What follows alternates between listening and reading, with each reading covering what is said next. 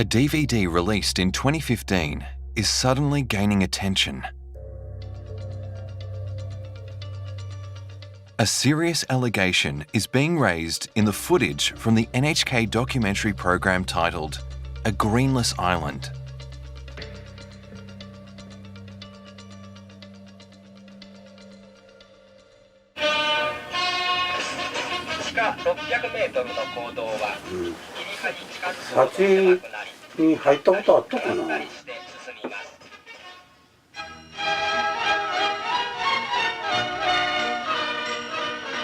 裸で仕事させられんやったけんね、確か。いや、橋までこんな作業の仕方させよっとかなということはちょっと考えられるとね。黒く輝く素晴らしい石炭を掘る甲府の顔はさすがに喜びに満ちています。これ橋間の映像ですか？いや違うだってさね、キャップもつけとらんでしょ。昔からこれは人がんだんだわからんもん、おられんもん。他の明かりをつければ爆発するけどね、ガスがあるから。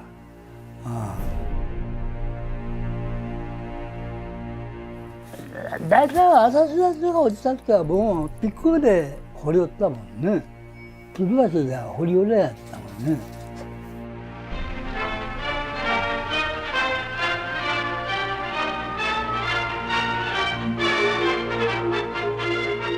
ここが水平のところは中もんね。みんなこう勾配がこうついてるからさ。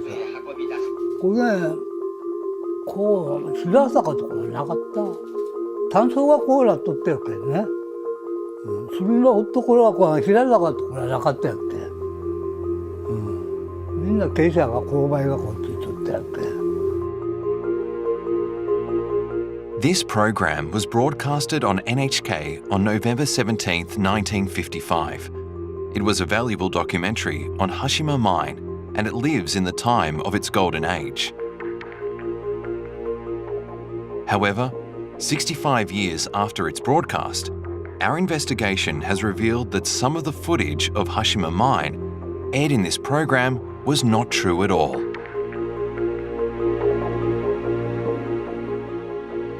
キャップランプを持たないで入港ということはありえないと思います。ないでしょ、ランプは全然。ランプはないですね。少なくとも1メートル50センチぐらいはある高さはですね。こんな張っていくようなとこはないです。これはもう誰が見ても橋間じゃない。Moreover, we have realized that the impact of this video during the 65 years was no small thing. As we unravel what is true or not, we have raised a question to the NHK producer of the program about the reason behind the production of the documentary.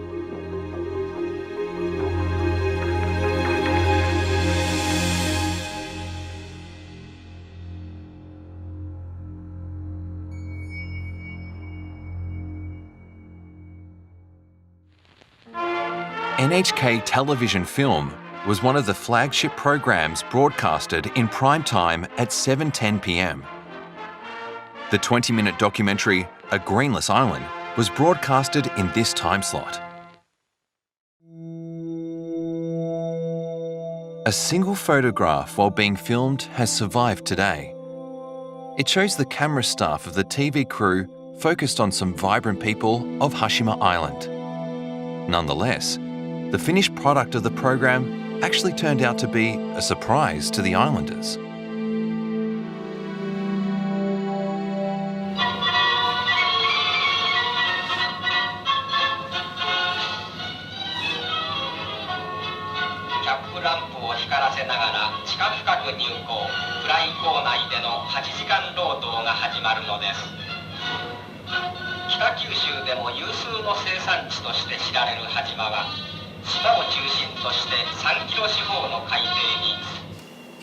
Mm. って言ってた。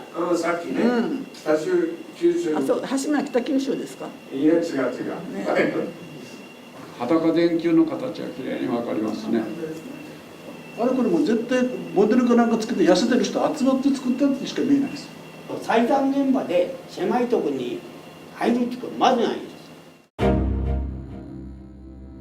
Hashima Island, a coal mining island, was introduced in a documentary. Therefore, the scene of mining coal must have been the highlight of the footage.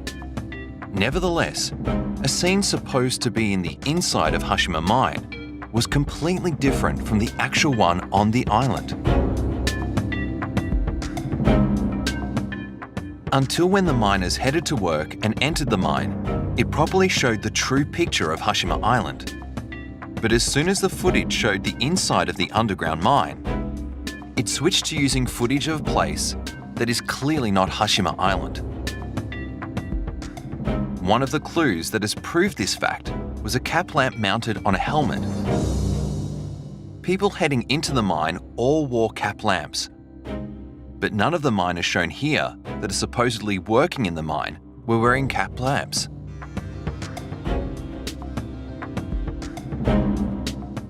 Similarly, the work clothing was different too. People heading inside the mine were all wearing proper work clothing in reality, while the miners working in the mine here were mostly wearing only a loincloth. The colour and shape of their helmets were also different. The safety regulations for Hashima Mine of 1950 stipulated the wearing of cap lamps in Article 9, Clause 3 and Article 50, Clause 4. In addition, the official minutes of the Safety Committee in 1953 stipulated that anyone working naked must be prioritised to be educated and reported to each mine office. It is hard to suppose, based on common sense, that Mitsubishi Mining Co. Limited would have allowed NHK to film images that violated the safety regulations.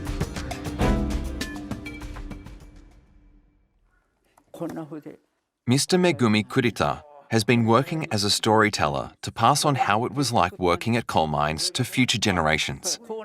He was hired and joined the mining section of Shinyu Coal Mine by Mitsubishi Mining Co. Limited that also managed Hashima Mine. We asked him to watch the video. これ小山やないですか。これは失礼けどこれ小山なんですかねこれ。大山やったら人数がまだ多いと思います。だいたいさっき城壁最短で120メーターぐらい、その中に70人おるんですよ。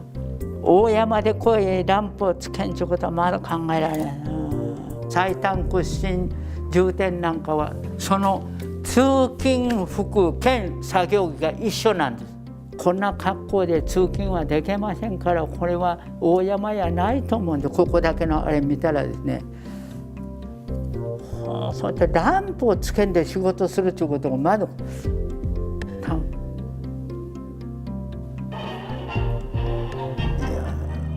空やないですか。これ空やったら小山ですよ。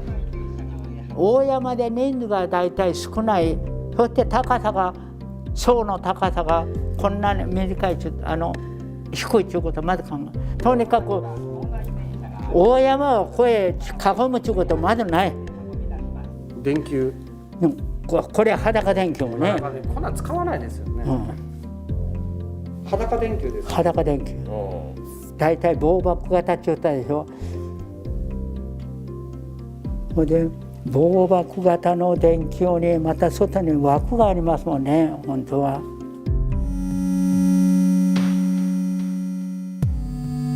The lighting used in the mine then was an explosion-proof type that was considered relatively safe because the type had been upgraded and improved on a regular basis in order to prevent explosions due to methane gas that was produced from coal faces.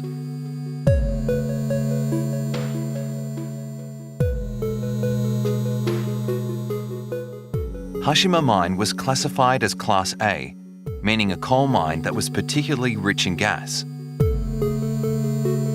Article 236 of the Safety Regulations for Coal Mines that was established in accordance with the Mine Safety Act stipulates that Class A coal mines shall use safety lighting apparatus typically used for mines. In other words, explosion-proof lighting fixtures shall be used in all Class A coal mines. Mitsubishi Mining Co. Limited introduced a training book, Coal Mine Guidebook, for all employees.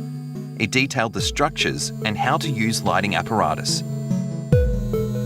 照明をつけるってとこはちゃんと保安監督署の許可を得るんです。なかったですね、ああいう裸電球を直接使うということは。It is hardly supposed that Hashima Mine, that carried out rigid safety measures, used the naked light bulbs as in the NHK video because it was very dangerous. It is hard to believe that those were used in the mine. 炭素がこうなっとってるけどね。次のところはこう平坂ところはなかったやって。みんな傾斜が勾配がこっちとってやって。僕は勾配になるって自然の石炭も掘れば下さ流れていくことになってる。吊り橋で掘るようなことね。こんな張っていくようなとこはないです。3型から4型の石炭をみんなこうピックで掘ってたんですね。それが4型にもう自然に落ちてくるわけです。4型に車高斜めになってますから炭層が。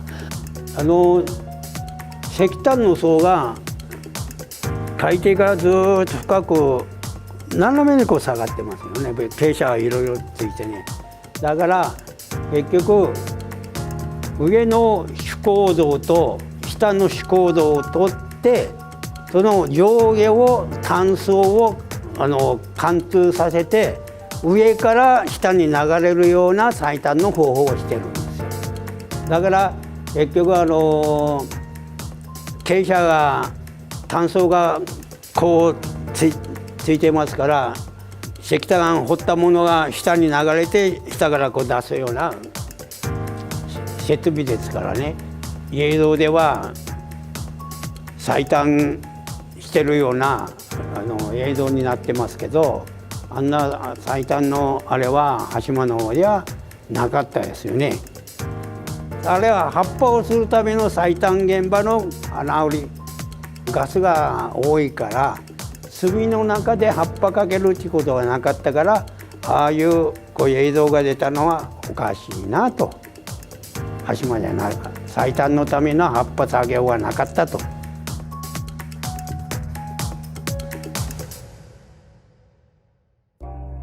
This is a photo that showed some miners who actually worked at Hashima Mine. His face was covered by coal dust. But in the video, the miners were almost completely clean. Even their loincloths were as white as snow. This scene has made people who actually experience Hashima Island to question whether this is factual. 汚れつらんもんねですよね。採炭ならば真っ黒になるけんね。採炭現場に入った人なんか真っ黒なんです。目だけかって真っ黒なんですよ。あれ真っ白ですよね、そういえばね。だからあれは結局映像のための作業じゃないかというような気はしますよね。時計とかはめたのもね。時計をはめて庫内に入ることできるもんね。石炭が粉がいっぱい舞うとやから単純が。It is impossible that every scene in the footage was in fact factual. For what reason did NHK broadcast such unbelievable footage?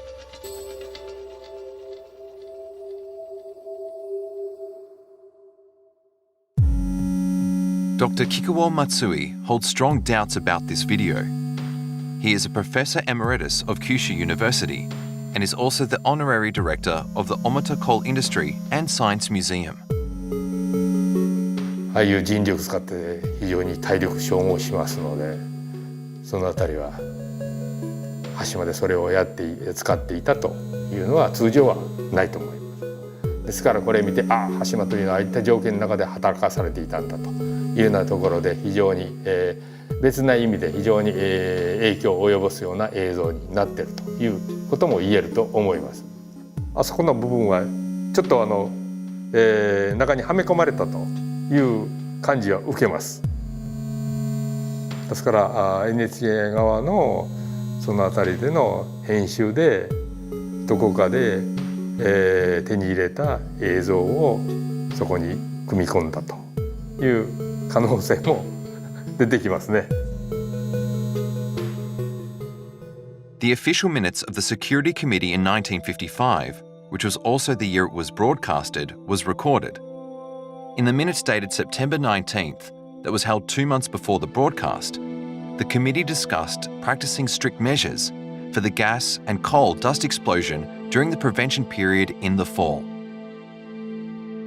Did Mitsubishi Mining Co. Limited, that was paying full attention to safety issues, actually allow NHK to bring in lighting equipment to shoot inside the mine? カメラが校内に入るというのは聞いたことないですもんね。まず考えられるんですね。だからあの映像はどこかの炭鉱の映像をつけてるんじゃないですか。あれは橋まではないと思います。筑豊の狛江炭鉱でやったやつを撮っとるんだちゃうかなと、福岡に大きくあったんですよ。筑豊炭鉱小さい山が。羽島を取材に行ったけども断られたんですね。何としてでも撮りたい、どこかないだろうかっていうことを言ったところがその先は筑豊でやったら小さな炭鉱で今でもああいうことをやってるから炭鉱の場所を現場を移したんだと。寝そべって掘ってる写真と同じですよ。あれを動かしたっていうだけの話ですよ。